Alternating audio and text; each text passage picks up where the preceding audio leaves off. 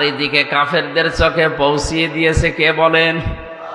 অমা রমাইতা ইযে রমাইতা ওয়ালাকিন্নাল্লাহা রমা। আপনি তো সামনের দিকে বালি ছুঁড়ে মেরেছিলেন, চারিদিকে কাফেরদের চোখে পৌঁছিয়ে দেওয়ার দায়িত্ব পালন করেছি আমি, আল্লাহর ক্ষমতা। জোরে বলেন আল্লাহু আকবার। হযরতে আলীকে ডাক দিয়ে বললেন, আলী, চারিদিকে যারা দাঁড়িয়ে আছে এই মানুষগুলোই তাদের মাকে, তাদের বাবাকে, তাদের নেতাকে বিশ্বাস করে না। এই জন্য আমার কাছে তাদের টাকা পয়সা, সোনা গহনা আমানত হিসাবে টোপলা টোপলা করে রেখে গেছে। এগুলো নিয়ে যদি আমি এখন পালিয়ে যাই, এগুলো নিয়ে যদি আমি মদিনায় হিজরত করি, তাহলে পরবর্তীতে আমার আল আমিন নামের কলঙ্ক হবে। কোন নামের?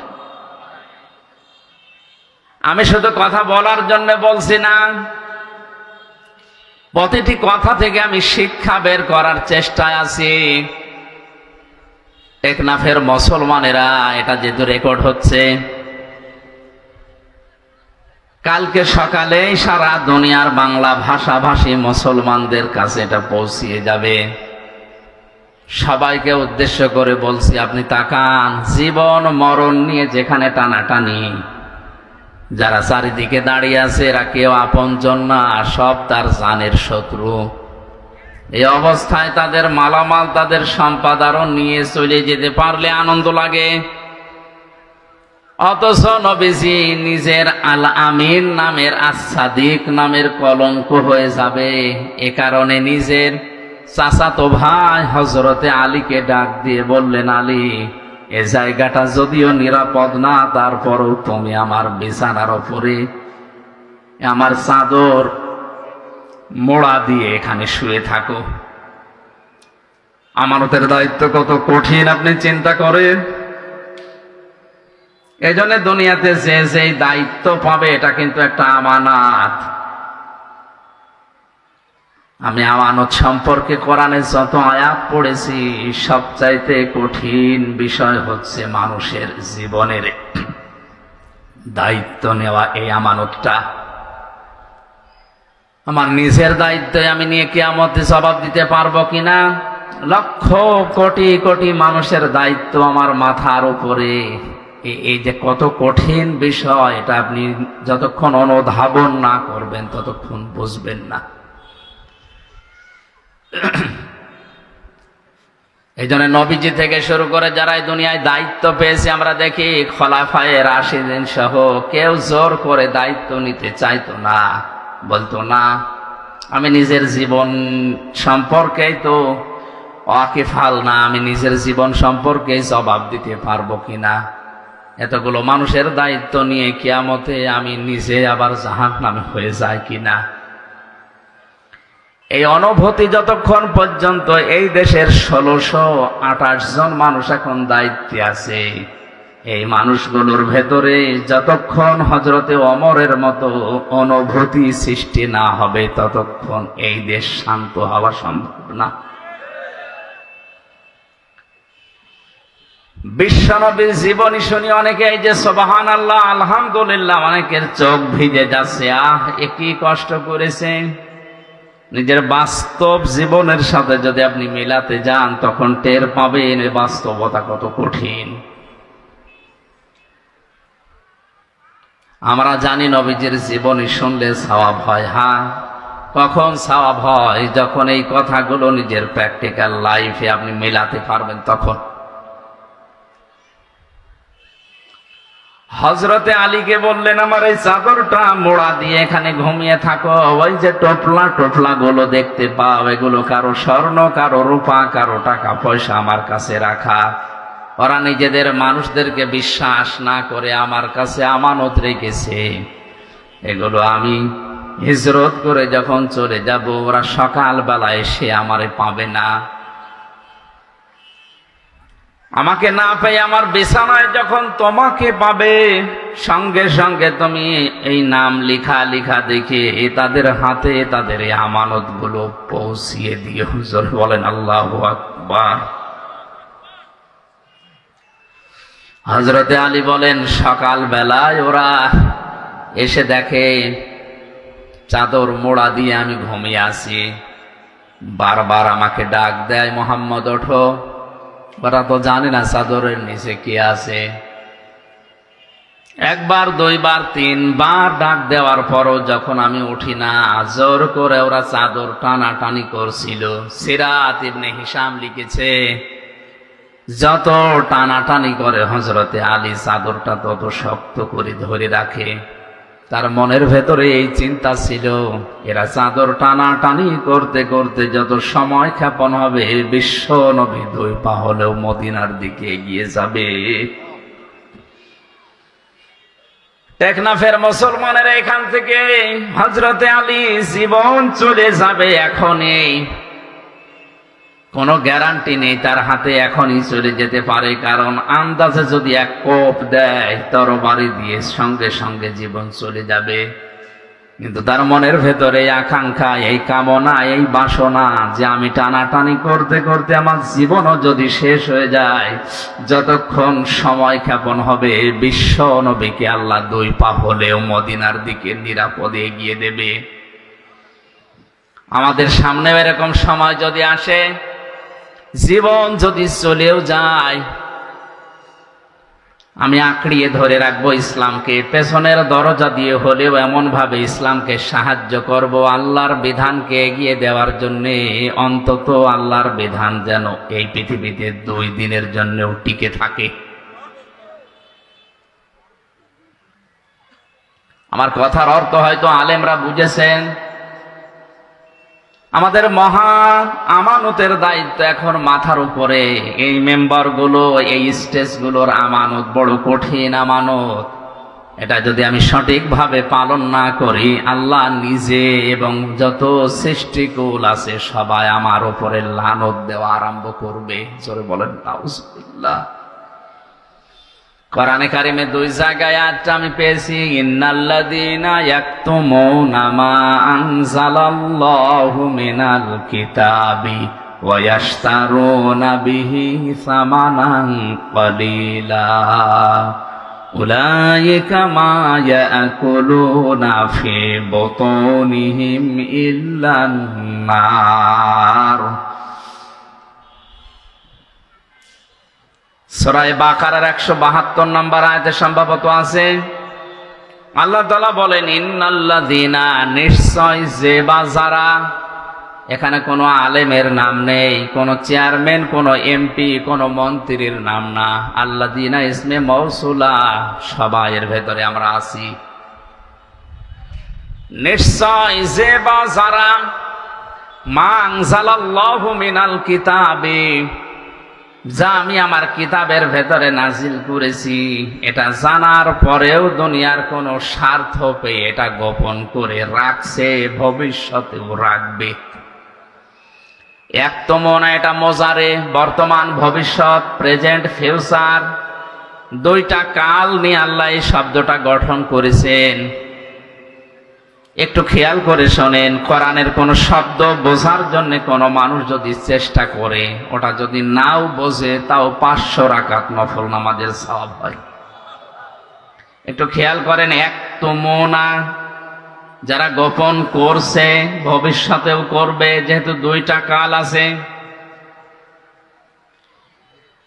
এখন যারা গোপন করছে বলতে, এখন আমরা যারা দুনিয়াতে উপস্থিত আছি, কিয়ামত পর্যন্ত যারা দুনিয়ায় আসবে, সবাই আয়াতের ভেতরে আছে না নেই?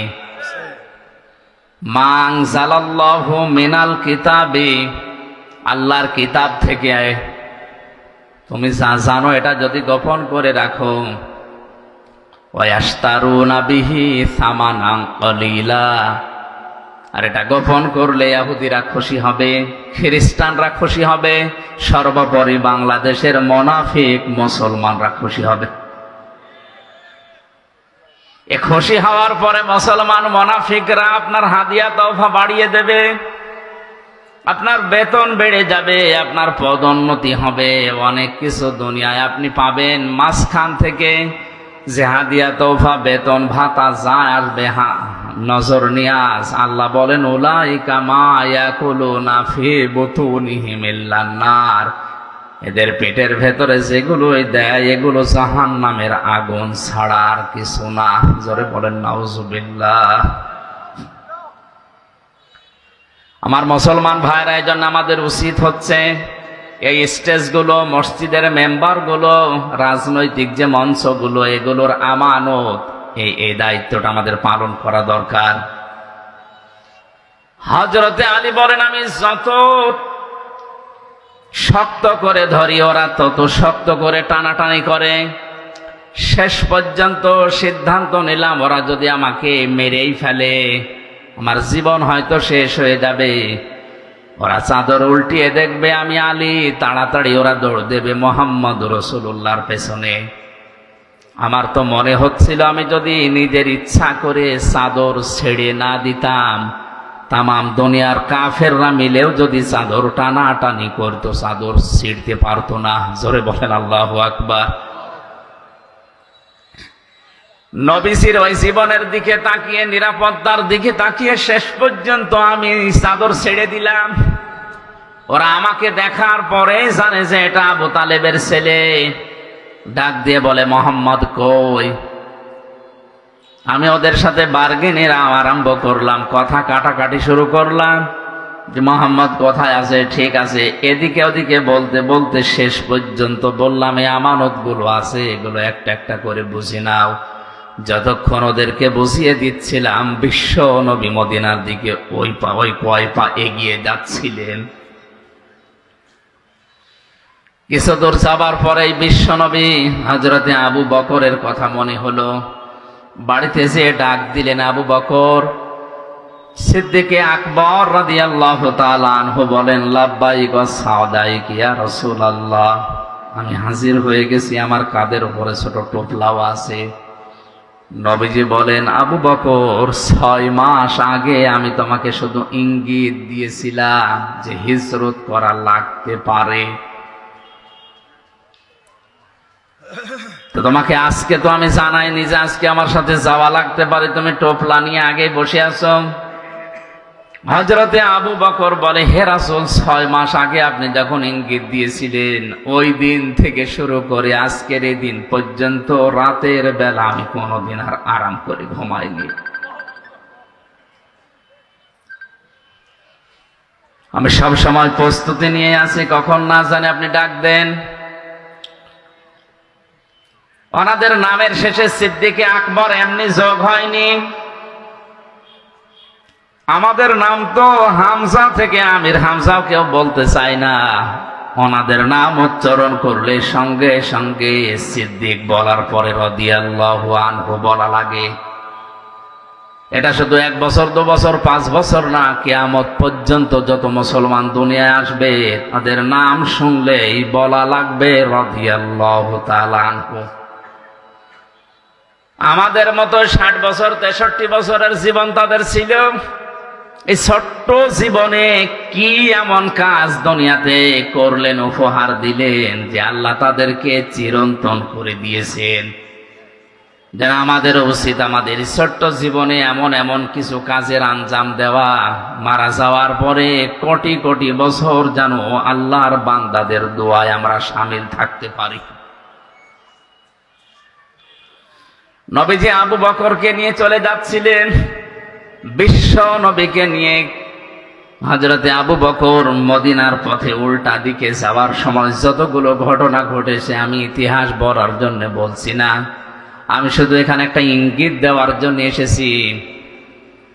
গাড়ে সরে যখন নবীজিকে নিয়ে হযরতে আবু বকর লুকিয়ে পড়লেন, কাফেরেরা ওই সময় যে খুঁজতে খুঁজতে একেবারে গুহার ওই মুখ পর্যন্ত পৌঁছিয়ে গিয়েছিল। ইতিহাস যারা লিখেছে, আমি নিজে ওই গুহা পর্যন্ত উঠেছিলাম, ওই জায়গাতে 2 রাকাত নামাজও পড়ে দেখেছি। বসলে আমার মনে হয় যদি একটু কেউ বাম থেকে বসে যে ভেতরে কি আছে দেখা যায়। হযরতে আবু বকর কিন্তু ঘাবড়িয়েও গিয়েছিলেন।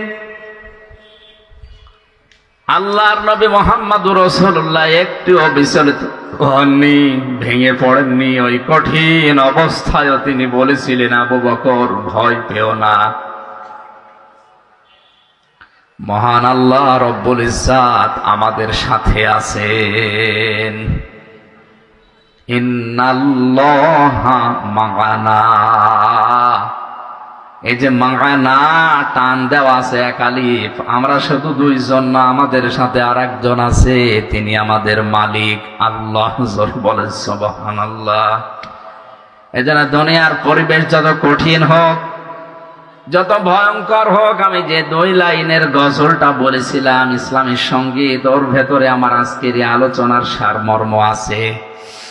রেখো না মনেতে ভয় বান্দা খোদার, দূর হয়ে যাবে বাধা সব, তোমার আমার এক মালিক আছেন, আছেন আমাদের রব, আছেন আমাদের রব। জোরে বলেন ঠিক কিনা? বিশ্বনবী কঠিন অবস্থায়ও তিনি ঘাবড়িয়ে যাননি।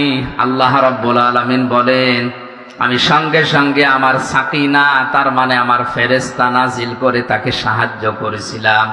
যে সাহায্যের কথাগুলো আমরা বিভিন্ন আলেমদের মুখে শুনেছি। আমার শিক্ষা দেওয়ার বিষয় হচ্ছে বিশ্বনবী মুহাম্মদুর রাসূলুল্লাহ আল্লাহকে সঙ্গে নেওয়ার কথা জানিয়েছিলেন। এই জায়গায় সূরা আনফালের ভেতরে আছে, বদরের ময়দানে আবু জেহেল যখন আনন্দে লাফাচ্ছিল, শয়তান এসে তার কাছে শোরাকার সুরত ধরে বলেছিল, কোনো ভয় নেই, আমি তোমাদের সঙ্গে আছি। আল্লাহ রাব্বুল আলামিনের নবী বললেন, ইন্নাল্লাহা মা'ানা, অবশ্যই আল্লাহ আমাদের সাথে আছে।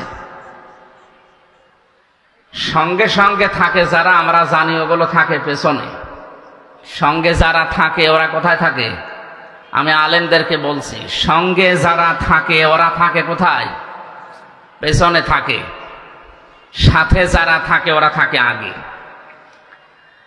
আমাদের মালিক যিনি, আমাদের মনিব যিনি, তাকে আমরা পেছনে না, তা আমরা সঙ্গের সাথে বা সামনে রাখতে চাই।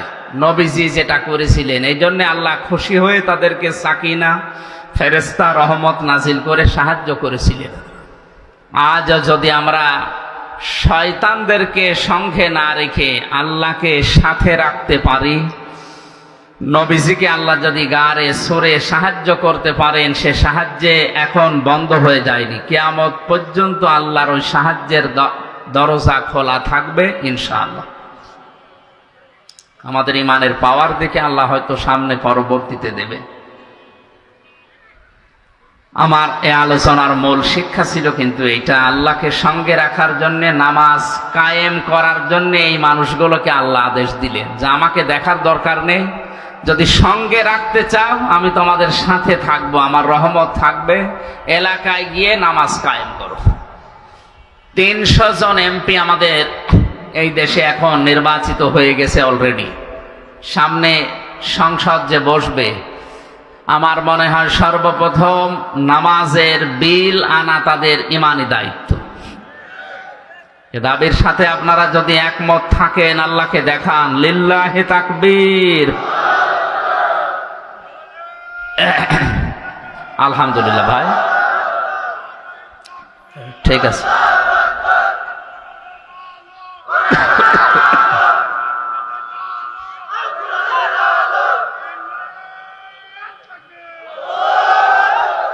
টেকনাফবাসী, আমি কথা বোঝাতে চাই এটা যে 50 বছর পার করে ফেলেছি, কিন্তু এই নিয়মটা আজ সংসদে আমরা পেলাম না। আমাদের এটা পাওয়ার দরকার ছিল, তাহলে নামাজের অন্তত ওয়াজ করা লাগতো না। কথা বলেন ঠিক কিনা? আল্লাহ এখানে নামাজ পড়ার কথাও দেননি, দিয়েছেন লাইন আকামতুমুস সালাত, যদি তারা নামাজ কায়েম করে। কি করে? নামাজ পড়া আর নামাজ কায়েম করা এক না। নামাজ কায়েম করা মানে নামাজকে দাঁড় করানো। পৃথিবীতে মানুষের যত জরুরি কাজ আছে, সবচাইতে জরুরি কাজ মানুষের জন্য যদি 4টা হয়, তার অন্যতম হচ্ছে মুসলমানদের সবচাইতে জরুরি কাজ হচ্ছে 5 ওয়াক্ত ফরজ নামাজ আদায় করা। এর চাইতে অন্তত জরুরি কাজ মানুষের জীবনে মুসলমানদের জন্য আর নেই। হাজারো মানুষ বিভিন্ন ছলে, বিভিন্ন সোতানাতা দিয়ে নামাজকে নষ্ট করে ফেলে। কিয়ামতের সর্বপ্রথম আল্লাহ যে হিসাবটা মানুষের কাছে নেবে, তোর সন্তান কয়জন ছিল তা না, টাকা পয়সা কত কামিয়েছো তা না, নামাজ কতটুকু পড়েছো সঠিকভাবে, এটা আগে আমার কাছে বলো, এরপরে পরবর্তী হিসাব তোমার নেওয়া হবে। এই জন্য মুসলমানের একটু হিসাব করছি, যেখানে যারা আছেন অনেকেই নামাজ এখনো ধরেননি বা পড়েন না। আজকের এই মাহফিল থেকে যদি সিদ্ধান্ত নেওয়া যায়, যতদিন আজরাইল না আসে অন্তত ফরজ নামাজ আমি ছাড়বো না, এটা পারা যায়? পারা যায় এটা? সম্মানিত মা বোনেরা, আপনাদেরকে বলছি, আল্লাহর পক্ষ থেকে আপনাদের যেই কয়দিন ছুটি দেওয়া আছে, 3 দিন, 5 দিন, 7 দিন, 10 দিন বাদ দিয়ে বাকি সময়টুকু আপনি যত বড় গুরুত্বপূর্ণ কাজে থাকেন না কেন, নামাজটা বাদ দেওয়া যাবে না, অন্তত ফরজ নামাজ। সুন্নত নফল যদি পড়তে না পারেন, পরবর্তীতে সময় করে পড়ে নিন। ফরজ নামাজ মাস্ট বি, যখন সময় হবে পড়াই লাগবে।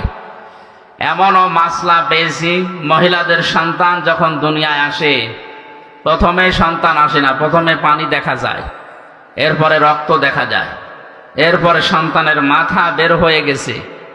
নবীজি বলেন, এমন অবস্থায়ও যদি নামাজের সময় হয়ে যায়, তুলার ভেতরে মাথা সন্তানের বিছিয়ে দিয়ে মহিলাকে বলো নামাজ পড়তে। বলেন তো, জীবন মরণ নিয়ে ওই সময় টানাটানি না? এরপরও নামাজ ছেড়ে দেওয়ার কথা নবীজি বলেন না যে নামাজ বাদ দেওয়া যাবে না। যে না, আশা করছি আমি নামাজের ওয়াজ করার জন্য বসি নাই, খালি একটা পয়েন্ট বললাম, যত কাজে থাকেন ফরজ নামাজটা বাদ দেবেন না, তাহলে আপনি আল্লাহর জিম্মা থেকে আল্লাহর চোখের আড়াল হয়ে যাবে। এমনকি এমনও কোরআনে সূরা তাহার 124 নম্বর আয়াতে আছে, আমান আ'রাদান যিকরি ফাইন্না লাহু মাঈশাতান দানকা ওয়া নাহশুরুহু ইয়াওমাল কিয়ামাতি আ'মা ক্বালা রাব্বি লিমা হাশারতানি আ'মা ওয়া ক্বাদ কুনতু বাসীরা। কোন মানুষ যদি আল্লাহর নামাজ থেকে, আল্লাহর জিকির থেকে, আল্লাহর আইন থেকে মুখ ফিরিয়ে নেয়, মহান আল্লাহ তার জীবনকে দঙ্কা সংকীর্ণ করে দেয়। দঙ্কার ব্যাখ্যায় আমি প্রায় 33টা অর্থ পেয়েছি তাফসিরে। এবার যারা মুফাসসির আছে, আলেম আছে, একটু জ্ঞানী মানুষ আছে, তাদেরকে বলছি, আল্লাহ রাব্বুল আলামিন দঙ্কা শব্দ মাঝখানে লাগালেন কেন? আমি ভার্সিটিতে থাকাকালীন যত তাফসির এই দঙ্কা শব্দ নিয়ে মিলিয়েছিলাম, মুফাসসিরিন ইকরাম সবাই এই বাক্যের, এই শব্দের এক অর্থই দিয়েছে, এটা দুনিয়ার আয় উন্নতি মনে হবে, অনেক কিছু করে ফেলেছি। আল্লাহর বিধান বাদ দিয়ে কেউ যদি সম্পদ উপায় করে, আল্লাহর বিধান নষ্ট করে কেউ যদি দুনিয়ায় চর্মচোখে দেখতে পাওয়া যায়, বহু কিছুর মালিক হয়ে গেল লোকটা। আল্লাহ পাক বলেন, ওর ভেতরে আমি বরকত দেব না, শান্তি রাখবো না। আসবে 10 টাকা, বিভিন্ন সাইড দিয়ে যাবে আরো 12 টাকা। জোরে বলেন নাউজুবিল্লাহ। আল্লাহর বিধান বাদ দিয়ে কেউ যদি সুদ খায়, এটা আল্লাহর বিধানে আছে না বাইরে? এই কথা বলে না কেন? এই নিষিদ্ধ কাজ করে সম্পদ উপায় করলে, ঘুষ খেয়ে, এই যে বিভিন্ন জিনিস আপনাদের পাশ থেকে যেগুলো আসে অবৈধভাবে, এগুলোর ব্যবসা করে চর্ম চোখে হয়তো মনে হবে যে বহু কিছুর মালিক হয়ে গেলাম, গাড়ি বাড়ি নারী টাকা পয়সা বহু কিছু আমার চর্মকে যদি দেখা যায়, আল্লাহ বলেন আমি দঙ্কা করে দেব, কারণ এটা আমার বিধানের ভেতরে ছিল না। এই কারণে ওর জীবনকে আমি সংকীর্ণ করব। টাকা পয়সা আসবে 10 লাইন থেকে, খরচ হবে 20 লাইন থেকে।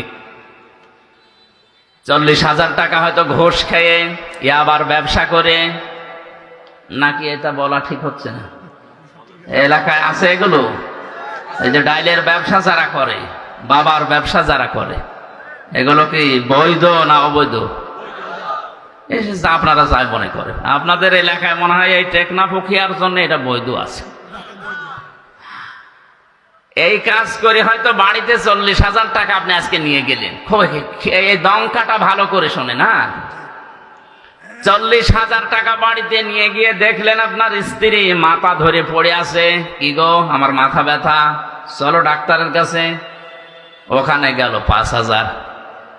বাড়িতে এসে দেখছেন আপনার ছোট্ট সন্তান চিল্লাচ্ছে, কি গো, জিনে ধরেছে। হুজুর ডাক দিয়ে ঝেড়ে নে, কবিরাজ নিয়ে আয়। ছেলের দিকে তাকিয়ে, কি তোমার কি? আমার পেটে ব্যথা। এক একটা সমস্যা এক একটা সমস্যা এক একটা সমস্যা আসতে আছে। নিয়ে এসেছিলেন 40,000 টাকা, চলে যাচ্ছে 42,000। এটাতে থাকবে না।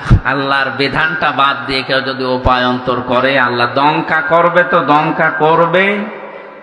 শুরু হয়ে ইয়াউমাল কিয়ামাতি আমা, এটা আরো কঠিন। এই দুনিয়ায় শেষ না, যখন আরেকটা জগৎ সামনে আসবে মরণের পরে, ওই জগতে উঠবেন, যখন চোখ থাকবে না, অন্ধ হয়ে উঠবেন। জোরে বলেন নাউজুবিল্লাহ। লোকটার তো চোখ ছিল, আজকে আমার চোখ অন্ধ কেন?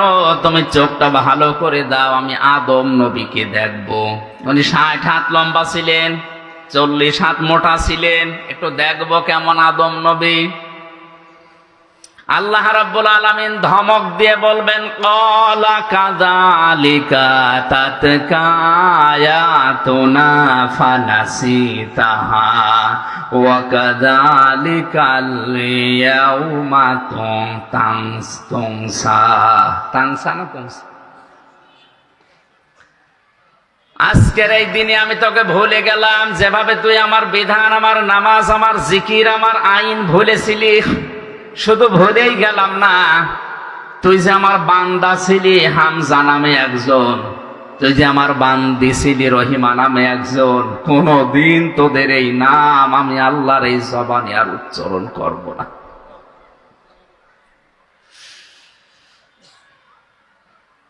বাবা নিজের নাম ধরে ডাকলেই কেমন সুন্দর লাগে, আপনার কাছে কেমন মধুর লাগে। আমার বাবা আমার যখন হামজা বলে ডাক দেয়, এর ভেতরে আমি শুধু আনন্দ পাই। দুনিয়ার মানুষ আমারে মুফতি, মাওলানা, হাফেজ, আমির হামজা বললো, আমার ভালো লাগে না। বাবার মুখ থেকে শুধু হামজা শুনতে যদি এত ভালো লাগে, এত পছন্দনীয় হয়, এত মধুর লাগে, মায়ের কাছ থেকে যিনি আমাকে বানিয়েছেন, কিয়ামতের ওই কঠিন ময়দানে তিনি আমার নাম ধরে আর কোনোদিন ডাকবেন না। আমার মনে হয় এর মতো হতভাগা, দুর্ভাগা দুনিয়াতে আর নেই। এজন্য আল্লাহর বিধান নষ্ট করছেন যারা, থেমে যান। আপনার এই ছোট্ট জীবনে হয়তো ধোকায় পড়ে আছেন। অফিসে যারা চাকরি করে, 1 দিন 2 দিন 3 দিন না গেলে অন্ত চাকরি চলে যায়। এমনকি 3 দিনের পরে বস যদি ভালো হয়, বলে দেখো এভাবে যদি চলে আমার এই প্রতিষ্ঠান চলবে না। টাইট করার জন্য, সতর্ক করার জন্য 1 দিনের বেতন পর্যন্ত কেটে নেয়। কথা বলে না কেন? একটু নিজের দিকে তাকিয়ে বলেন, এই 30 বছর, 40, 50, 60 বছর বয়স আপনার, 5 বার করে আল্লাহ তার পায়ে সেজদা দেওয়ার জন্য ডাক দিয়েছিলেন, একবারও কোনোদিন দেননি। অথচ তিনি কোনোদিন আমার খাবার বন্ধ করে দেননি।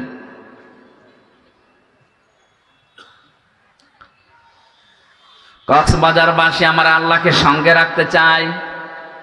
মহান আল্লাহর বরকত, রহমত, তার শক্তি আমাদের সাথে থাক, এটা আমরা চাই। তাহলে নামাজ পড়া না, শুধু নামাজ কায়েম করা লাগবে, নামাজ কায়েমের আন্দোলন করা লাগবে। বাস্তবতা আজ হয়েছে উল্টা, নামাজ পড়ে নামাজ কায়েম তো করে না, নামাজ কায়েমের আন্দোলন যারা করে তাদেরকে আজ ধরে ধরে অনেকে পিটায়।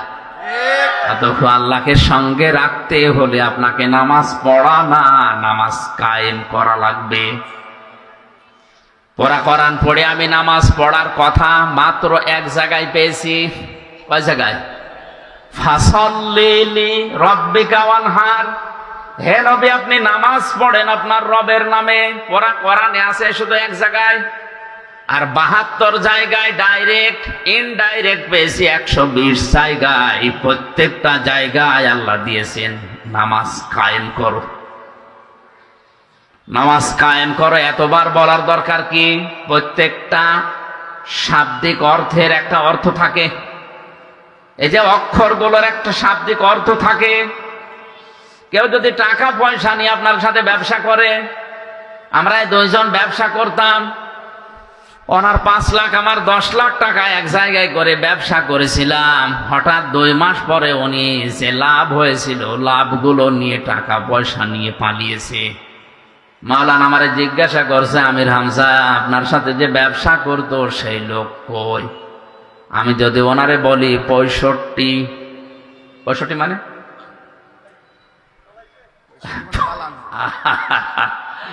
65 মানে উনি টাকা পয়সা নিয়ে পালিয়েছে। এই পালিয়েছে এটার এক কথায় অর্থ কি? 65। এক কথা বলেন না কেন? মারামারি করছে 2 জন, একজন আর একজনকে এমন ভাবে চড় দিয়েছে, ঘষি দিয়েছে, কিল দিয়েছে। ডাক দিয়ে বলছে, ভাই কেমন দিলেন? বলছে 100 মানে এর উপরে আর মায়ের নেই, পরিপূর্ণ করে একেবারে দিয়েছে। প্রতিটি সংখ্যার অর্থ আছে। আল্লাহ 72 এমনি বলেন নাই, এর উপরে আর বলার দরকার নেই, এই জন্য 72 বলেছে। আব্দুল্লাহ ইবনে উবাইয়ের জন্য নবীজি দোয়া করার জন্য যখন হাত তুলেছিলেন, হযরতে জিবরাইলকে আল্লাহ বললেন, হে নবী হাত নামান। এর জন্য দোয়া করা তো দূরের কথা, এর কবরের পাশেও আপনি দাঁড়াতে পারবেন না। ইন তাস্তাগফির লাহুম 70 মাররাতান ফালা ইয়াগফিরাল্লাহু লাহুম। এর জন্য যদি আপনি 70 বারও ক্ষমা চান, তারপরও একে আমি আল্লাহ ক্ষমা করব না। নবীজি বলেন, আল্লাহ আমি যদি 71 বার ক্ষমা চাই তাহলে তোমার ওই কথা আর থাকে না। আল্লাহ বলেন, লান আছে, মজারের আগে লান আসলে অর্থ হয় কখনোই হবে না।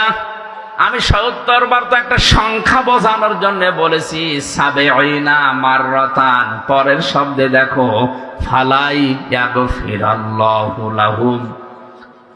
কক্সবাজার বাসী আপনাকে একটা ইঙ্গিত দেই, ইয়াগফির শব্দটা দেওয়ার পর আল্লাহ হোম বহু বচন দিয়েছেন। কেননা আব্দুল্লাহ ইবনে উবাইয়ের নাম আল্লাহ কি জানে না? এই কথা বলেন না কেন? তার নাম আল্লাহ জানতেন, নামটা এখানে বসিয়ে দিলেন না কেন? হোম বহু বচন জমির দিয়ে আল্লাহ জানিয়েছেন, কিয়ামত পর্যন্ত আব্দুল্লাহ ইবনে উবাইয়ের চরিত্র অনেকের ভেতরে থাকবে। তারা নামাজ পড়বে কিন্তু নামাজ কায়েম করবে না, নামাজ কায়েমের আন্দোলনও করবে না। হে নবী, এই মানুষগুলো যদি মারা যায়, এদের জন্য 70 বার দোয়া করলেও আমি আল্লাহ তাদের মাফ করব না। জোরে বলেন নাউজুবিল্লাহ। এই জন্য আজ যারা বাংলাদেশে নামাজ শুধু পড়ছেন, নামাজকে পরিবারে, সমাজে, রাষ্ট্রে দাঁড় করানো দরকার, এটা কায়েম করা দরকার। রাষ্ট্রীয়ভাবে এ দায়িত্ব পালন করার জন্য যারা আছে তাদেরকে এগিয়ে দেওয়া দরকার। এই ভূমিকা যাদের নেই তাদের জন্যও কিন্তু 70 বার দোয়া করলেও কাজ হবে না। সতর্ক করার দায়িত্ব ছিল, ডাইরেক্ট ইনডাইরেক্ট বিভিন্ন কায়দায় আমার করলাম। এখন যদি আপনি সেই গন্ডারের মতো হন, আমার দাদা মারা গেছে জেলখানায় থাকার সময়, তিনি জীবিত থাকতে বলতেন, একজন শ্বশুর বাড়ি যাওয়ার সময় দেখছে একটা গন্ডার হাঁস দাঁড়িয়ে আছে রাস্তার পাশে। গন্ডারকে কাঁতো কুতো দিয়েছে, হাসে না। 3 দিন শ্বশুর বাড়ি থাকার পরে ফিরে আসার সময় দেখে গন্ডার হাসতেছে। কি গো, 3 দিন আগে কাঁতো কুতো দিলাম তখন হাসলে না, এখন হাসতেছ? গন্ডার বলে, বন্ধু এই 3 দিন সময় লেগেছে চামড়া ভেদ করে কাঁতো কুতো লাগতে। গন্ডারের কাঁতো কুতো লাগতে সময় লাগে কয়দিন? আর আমাদের 50 বছরও হয়নি। এই 50 বছর অনেক কোরআনের পাখি ওয়াজ করেছে যে নামাজ কায়েম করা লাগবে। কথা বলে না কেন? আব্দুল্লাহ ইবনে উবাই নামাজ পড়তো, তাও আমার মতো হামজার পেছনে না, নবীজির পেছনে। এই টেকনাফ বাহার ছড়া মসজিদে না, ও নামাজ পড়ে কাবা শরীফে মসজিদে নববীতে, যে নামাজ শুধু পড়েছে, নামাজে কায়েম করা লাগবে আল্লাহকে সঙ্গে রাখার জন্য, দায়িত্ব তার জীবনে ছিল না। এই জন্য ৭০ বার দোয়া করেও আল্লাহ তাকে মাফ করেনি, এমনকি তার কবরের পাশে দাঁড়ানো নিষেধ। এই জন্য আল্লাহ ইয়াগফিরাল্লাহু লাহুম দিয়েছেন। এর মতো চরিত্রের দুনিয়ায় যারা আছে কিয়ামত পর্যন্ত আসবে, এদের জন্যও যদি কাবা শরীফের ইমামও দোয়া করে মাফ চায়, আল্লাহ তাদের মাফ করছে না, করবে না, করছে না, করবে না। এ শব্দ কোথায় আছে? এই যে এক ফের মজারে, এর আগে লান, আরবি গ্রামার অনুযায়ী মজারের আগে লান আসলে অর্থ হয় কখনো, কোশ্চিন কালেও হবে না। এই জন্যে আমি সতর্ক করলাম এই আয়াত দিয়ে, হোম এই শব্দটা দিয়ে। আল্লাহ আমাদেরকে যেন বোঝার এবং বাস্তবে আমল করার তৌফিক দেন। জোরে বলেন আমিন। নামাজ কায়েমের যত অর্থ আমি কোরআনে এবং হাদিসে পেয়েছি, তার সবচাইতে ভালো আমার কাছে মনে হয় পঠিত বিষয় এবং এই আনুষ্ঠানিক যে শিক্ষাগুলো আছে, এখান থেকে যে শিক্ষা আল্লাহ দিতে চেয়েছেন, ওইগুলো নিজের ব্যক্তি, পরিবার এবং সমাজ, রাষ্ট্রে প্র্যাকটিক্যাল লাইফে কায়েম করে দেখানো, এইটার নাম হচ্ছে আকামতুমুস সালাহ। আমরা যে নামাজে দাঁড়িয়েছি কাতার সোজা হয়ে, কি হয়ে, এখান থেকে একটা শিক্ষা আল্লাহ আমাদের দিতে চান। সে শিক্ষাটা হচ্ছে কাতার সোজা করুন। কাবা শরীফে বারবার ইমাম সাহেব এই কথা বলে যে কাতার সোজা করেন, আরবিতে বলে কাতার সোজা করেন, বারবার আকামত হয়ে যাওয়ার পরেও প্রায় 2, 3 বার, 4 বার, 5 বার বলে।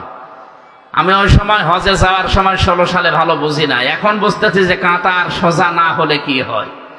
আজ বিশ্বের 57টা মুসলমান রাষ্ট্র, আমাদের কাতার যদি সোজা থাকতো, আমার মনে হয় এই ফিলিস্তিনের অত্যাচার বন্ধ হয়ে যেত। আমাদের কাতার ঠিক আছে? নামাজের এই কাতার থেকে আল্লাহ এই শিক্ষাটা আমাদেরকে বারবার 5 বার দিতে চেয়েছেন যে কাতার সোজা করো। যার জন্য কাতার বাঁকা হবে, তার অন্তর পর্যন্ত বাঁকা করে দেবে, এমন হুঁশিয়ারি আছে হাদিস। এটা তো এমনিতে দেয়নি। আজ আমরাও যদি বাংলাদেশে যারা বাস করি, এরা যদি 5 ওয়াক্ত নামাজের মতো কাতার সোজা করে সমাজে আমরা সোজা হয়ে যেতাম, এই দেশে কেউ অন্যায় করে সমাজে টিকে থাকতে পারতো না। এই জন্য নবীর সুপারিশ পাওয়ার জন্য হলেও কথাবার্তার আমাদের একটু হিসাব করে বলা দরকার। আল্লাহ যেন আমাদের তৌফিক দেন। তেলাওয়াত করেছি সূরা মায়েদা 12 নম্বর আয়াত। 120টা আয়াত আছে, 16টা রুকু আছে, মাত্র একটা আয়াত পড়েছি। বর্তমান প্রেক্ষাপট সামনে নিয়ে, কোরআনের এই আয়াতকে সামনে নিয়ে আমরা কথা বলার চেষ্টা চালাবো ইনশাআল্লাহ। ঐতিহাসিক প্রেক্ষাপটে আছে হযরতে মুসা আলাইহিস সালাম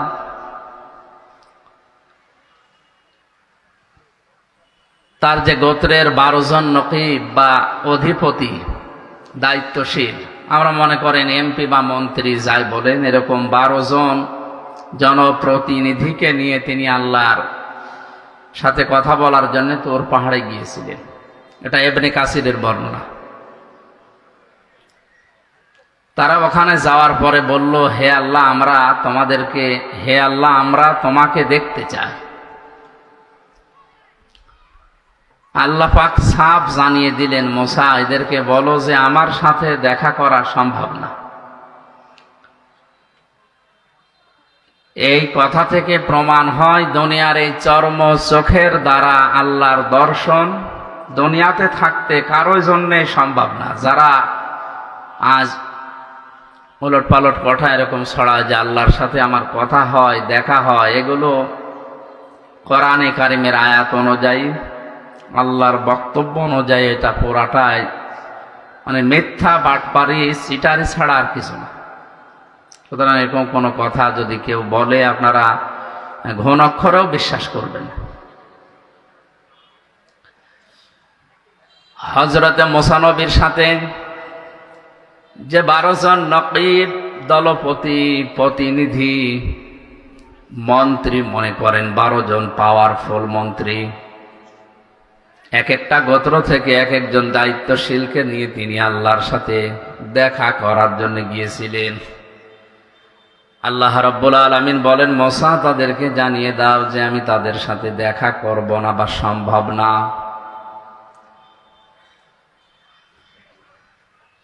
মানুষের এই চর্ম চোখে দুনিয়ার এই জীবনে আমার সাথে দেখা করা যেহেতু সম্ভব না, আমি আল্লাহ তাদেরকে জানালাম, ওয়ালাকাদ আখাযাল্লাহু মিসাকা বানি ইসরাঈল।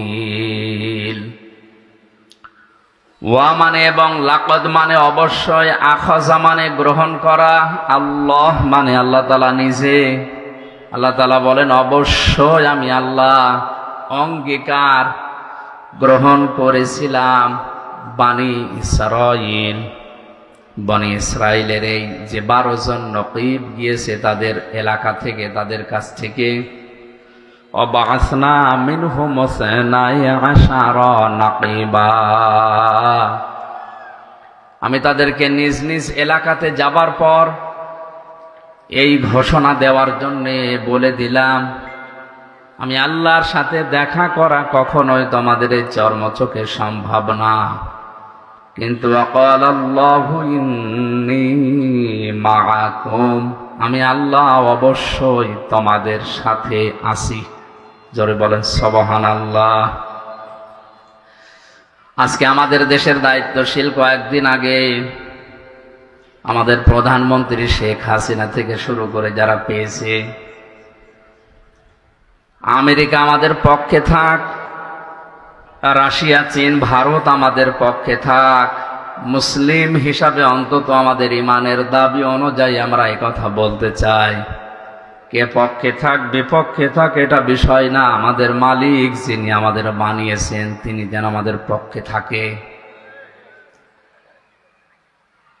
হযরতে মুসা নবী আলাইহিস সালামের কাছে ওই সময় আল্লাহ ওহী পাঠিয়ে জানালেন, মুসা যে 12 জন নিয়ে আসলেন, নিজ নিজ এলাকায় যাবার পরে যদি এরা 5টা কাজ আঞ্জাম দিতে পারে, নিজ গোত্রের ভেতরে, নিজ এলাকায়, নিজ দেশের ভেতরে, আমি আল্লাহ ঘোষণা দিলাম তাদের সাথে আমি আছি। জোরে বলেন সুবহানাল্লাহ। আমি আল্লাহ আছি মানে আমার রহমত আছে তাদের সাথে, আমার বরকত তাদের সাথে থাকবে। আমাদের এই 18 কোটির উপরে মানুষ, এখন যে অবস্থা আমাদের দেশে, 56,000 বর্গ মাইলের এই দেশের পরও 12 থেকে 14 লাখ মানুষ পাশের দেশ থেকে এসেছে, সব মিলে আমাদের পা ফেলার মতো জায়গা নেই। বিশ্বের অন্যান্য দেশের জায়গা জমিন জনসংখ্যা হিসাব করলে আমার মনে হয় এই দেশে পা ফেলার মতো আসলে জায়গা নেই। আমেরিকা আমাদের চাইতে 59 ডবল বড়। কত? বাংলাদেশ 59টা এক জায়গায় করলে যত বড় হবে, আমেরিকা একাই অত বড়। ভারত আমাদের চাইতে 29 ডবল বড়। পাশের এই মায়ানমারও আমাদের চাইতে 3 ডবল বড়। সম্মানিত উপস্থিতি, এই হিসাবে আমরা এই ছোট্ট দেশে যত মানুষ বাস করি, আল্লাহর দয়া এবং রহমত এবং তার যে বরকতগুলো, এগুলো যদি আমরা না পাই, আমাদের দ্বারা এই দেশে টিকে থাকা বা বেঁচে থাকা সম্ভব না। হযরত মুসা আলাইহিস সালামের জীবনের এই জায়গা থেকে আমরা একটা শিক্ষা নিতে পারি। প্রধানমন্ত্রী শেখ হাসিনা থেকে শুরু করে যারা দায়িত্ব পাবে সামনে, পৃথিবীর কারো দিকে না তাকিয়ে, কে পক্ষে থাকবে বিপক্ষে থাকবে এদিকে না তাকিয়ে, আমার মনে হয় আল্লাহ আমাদের সাথে থাকবে। যেই 5টা কাজ করলে, এই 5টা কাজে অন্তত আগামী 5 বছর মনোযোগ দেওয়া দরকার। কি কথা বলেন না?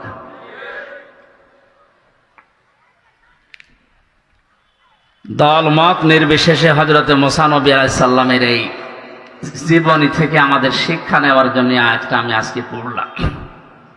যেহেতু কয়েকদিন পরে শপথ হবে, এরপরে মন্ত্রী পরিষদ গঠন হবে। মনে করেন 12 জন মন্ত্রী আল্লাহর কাছে গেছে যে আমরা তোমাকে দেখতে চাই, তোমার কিছু চাই। আল্লাহ তাআলা যদি বলেন বাংলাদেশের এই 12 জন মন্ত্রী আমার সাথে দেখা হবে না, কিন্তু আমি তোমাদের সাথে আছি, আমার রহমত আমার বরকত আমি ঢেলে দেব। সৌদি আরবে কয়েকদিন আগে স্বর্ণের খনি পেয়েছে, বাংলাদেশে এরকম কোন খনি আল্লাহ আবিষ্কার করে দিতে পারে না, তার দ্বারা সম্ভব না। সুতরাং অনেক কোন বললে ফায়াকনের পর্যায়ে আসতে আর 1 সেকেন্ডও সময় লাগে না। এই হিসাবে আমরা আল্লাহর দিকে তাকিয়ে তাকে সঙ্গে রাখার জন্য মুসা নবী আলাইহিস সালামকে যেমন 5টা কথা বলেছিলেন, আমাদের অভিভাবক যারা সামনে হচ্ছে এদেরকে আমরা এই 5টা কাজের আঞ্জাম দেওয়ার জন্য অনুরোধ জানাবো। আল্লাহ পাক বলেন, মুসা এদেরকে বলো নিজ নিজ এলাকায় যে তারা যদি লাইন আকামতুমুস সালাতা ওয়া আতাইতুমুজ যাকাতা ওয়া আমানতুম বিরুসুলি, 1 নম্বরে এরা যেন নিজ এলাকায় গিয়ে নামাজ কায়েম করে। কি করে বলেন? বাংলাদেশের প্রধানমন্ত্রী যিনি হবেন, এই শপথ নেওয়ার পরেই তাদের উচিত হবে মুসলিম হিসাবে 56,000 বর্গ মাইলের দেশে আল্লাহর রহমত দয়া এবং তাকে যদি আমরা সঙ্গে রাখতে চাই, সংসদে সর্বপ্রথম বিল পাশ করা লাগবে নামাজের। এ দাবিতে আপনারা আছেন না নেই? সূরা হজের 40-41 নম্বর আয়াতে আল্লাহ কোরআনে কারিমে জানিয়েছেন, কোন মুসলিম যদি রাষ্ট্র ক্ষমতা পায়, চেয়ার পাওয়ার পরে সংসদে প্রথম অধিবেশনেই তারা 4টা কাজ জারি করবে। আল্লাযীনা ইম্মাক্কান্নাহুম ফিল আরদি আকামুস সালাতা ওয়া আতাবুজ যাকাতা ওয়া আমারু বিল মা'রুফি ওয়া নাহাউ আনিল মুনকার ওয়ালিল্লাহি আকিবাতুল উমুর। আমি পৃথিবীর কোন মুমিনকে যদি রাষ্ট্র ক্ষমতায় বসাই, ক্ষমতার চেয়ারে বসার পরেই তারা সর্বপ্রথম সংসদে নামাজের বিল পাশ করবে। কিসের?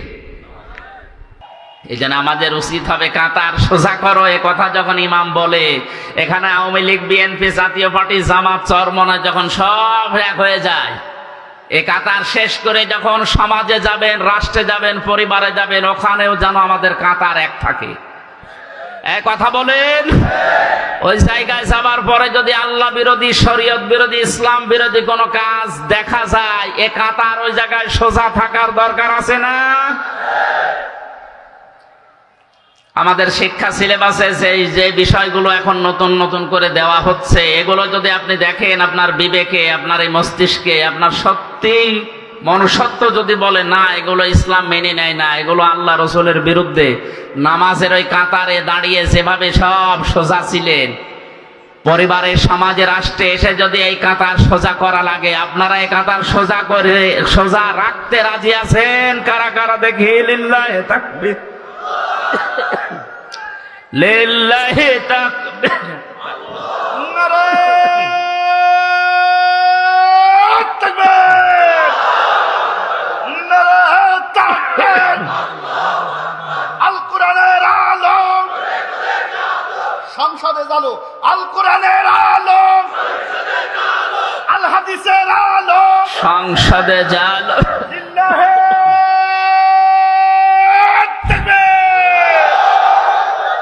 আমার শরীর অসুস্থ, কণ্ঠ ভাঙ্গা, যার পরও ভাঙ্গা ভাঙ্গা কথায় আমি যেটা বোঝাতে চেয়েছি, আশা করছি আপনারা বুঝেছেন। আমাদের কাতার যেন অন্তত সব জায়গায় সোজা থাকে, থাকবে তো ইনশাআল্লাহ। আল্লাহকে সঙ্গে রাখার জন্য প্রথম নাম্বার কাজই নামাজ কায়েম করা। দায়িত্বে যারা আছেন বা যারা পাচ্ছেন, আমাদের প্রধানমন্ত্রী শেখ হাসিনা থেকে শুরু করে যারা দায়িত্বে থাকবেন, এখন আশা করব নামাজের বিল আমাদের সংসদে সর্বপ্রথম কায়েম হবে। 2 নম্বরে যাকাতের কথা আছে, 3 নম্বরে রাসূলদেরকে সাহায্যের কথা আছে, 4 নম্বরে কর্জে হাসানা দেওয়ার কথা আছে, 5 নম্বরে আছে তাদেরকে সাহায্য করার কথা।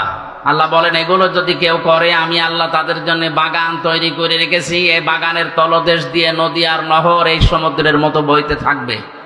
শুধু বলবে না ফামান কাফারা বাদা যালিকা মিনকুম, এরপরে যদি কেউ মুখ ফিরিয়ে চলে যায় ফাকাদ দাল্লা সাওয়াস সাবিল, তাকে আমি আল্লাহ গোমরাহির এমন অতল গহ্বরে লিপ্ত করে দেব, নামিয়ে দেব, নিমজ্জিত করব, যেখান থেকে ফিরে আসা আর সম্ভব না। মা বোন যাদেরকে আমি কয়েক মিনিটে আপনাদের দায়িত্ব এবং কর্তব্যের কথাগুলো শোনাচ্ছি, শুধু 5 ওয়াক্ত নামাজ পড়া, রোজা রাখা আর কালো বোরকা পরা এটা আপনার ইবাদত না। নেককার নারীর যে বৈশিষ্ট্যগুলো হাদিসে আছে তার অন্যতম হচ্ছে 17টা, আমি সামারাইজ করে 4টা বলছি। কোন মহিলা যদি নেককার দাবি করে তাহলে তার স্বামী তার দিকে তাকালেই স্বামীকে সে খুশি করবে এরকম আচরণ করা লাগবে। 2 নম্বরে স্বামী যেটা পছন্দ করে, স্বামীর ওই পছন্দ করা কাজকে তারও পছন্দ করা লাগবে। স্বামী প্রত্যেকে এখানে যারা আছে পছন্দ করে যে বিয়ের পরে তার মা বাবা যেন তার সাথে থাকে, কিন্তু অনেক বউ এটা পছন্দ করে না। এরকম বউ দেশে নেই? আপনি নামাজ পড়তে পারেন, রোজা রাখতে পারেন, কালো বোরকা পরতে পারেন, আপনি নেককার হতে পারেননি। আমার মনে হয় বেশি বলা হয়ে যাচ্ছে, আবার রাগ করবে না, সামনে বারো বলো হুজুর আমার দরকার নেই। এরপরে আছে কোন স্বামী যদি তাকে কোন জায়েজ কাজের আদেশ দেয়, জীবন থাকতে সে জায়েজ কাজ তার জীবনে সে আদায় করবে। সন্তান সন্ততি এবং তার সম্পদ আদি যেগুলো তার আমানতে থাকবে, দায়িত্বে থাকবে, এগুলোর সঠিক ব্যবহার সে করবে। আল্লাহ আমাদেরকে মা বোনদের এই দায়িত্বগুলো, নামাজ রোজা মাস্ট বি, এগুলো তো থাকবেই, পাশাপাশি এই দায়িত্বগুলো সঠিকভাবে পালন করার তৌফিক দিন, আমিন।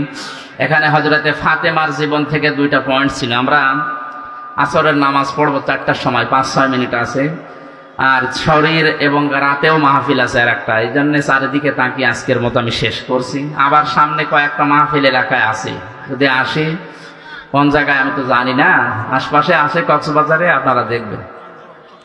আমি একটু মোনাজাত করে দিই, এরপরে আসরের নামাজ এখানেই পড়ে নিন, কারণ 10 মিনিট হয়ে গেছে আজান হওয়া, আর 5 মিনিট আছে নামাজের, এখানে নামাজ পড়ে তারপরে যাবে। আল্লাহুম্মা আমিন।